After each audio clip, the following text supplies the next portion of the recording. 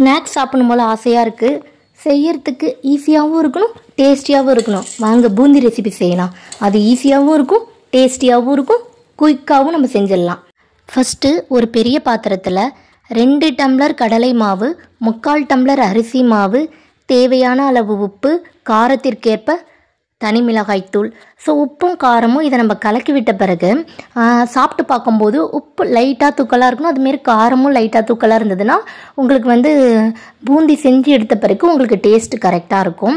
So இதை கலக்கி விடுறதுக்கு உங்கள்கிட்ட பீட் இருந்துச்சுன்னா அந்த பீட்டரை வச்சு கலக்கி விடுங்க, அதில் ஈஸியாக கலக்கலாம்.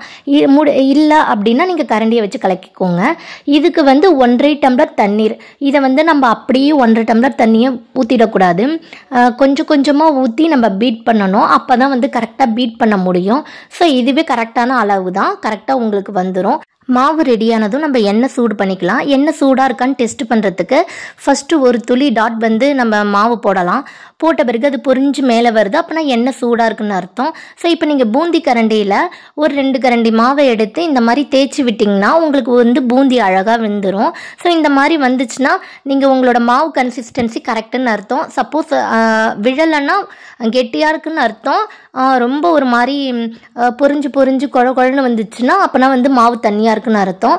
ஸோ அதை தெரிஞ்சுக்கோங்க. இந்த மாதிரி நீங்கள் தேய்ச்சி விட்டுட்டு எடுக்கிற கரண்டியை வச்சு நம்ம பூந்தியெல்லாம் திருப்பி விட்டுறலாம். ஃபஸ்ட்டு நம்ம அடுப்பை ஹையில் வச்சு எண்ணெயை சூடு பண்ணணும். அதுக்கப்புறமா நம்ம பூந்தி போடுறப்ப சிம்மில் வச்சிடணும். பூந்தி வேகிறதுக்கு நீங்கள் மீடியம் ஃப்ளேமில் வச்சுக்கோங்க. அப்புறம் பூந்தி எடுக்கிறப்ப சிம்மில் வச்சுக்கோங்க.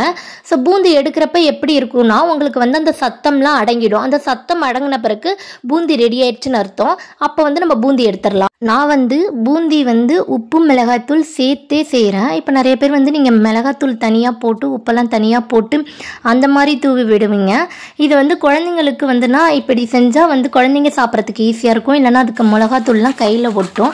அதனால தான் நான் இந்த மாதிரி செய்கிறேன். ஸோ உங்களுக்கு இந்த மாதிரி வேணாலும் செஞ்சுக்கோங்க. இல்லை மாவோட கன்சிஸ்டன்சி மட்டும் இந்த அளவு வச்சு செஞ்சுக்கிட்டு நீங்கள் உப்பு மிளகாத்தூள் தூவிக்கோங்க. அதுக்கப்புறம் எண்ணெயில் கருவேப்பிலை, ஸோ உங்களுக்கு பூண்டு வேணும்னா பூண்டு நசுக்கி இதெல்லாம் நீங்கள் சேர்த்து பண்ணிக்கோங்க.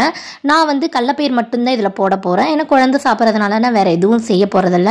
ஸோ எண்ணெய் சூடானதும் கடலைப்பயிரும் இந்த மாதிரி வச்சு வறுத்து நம்ம பூந்தியில் சேர்த்துக்கலாம்.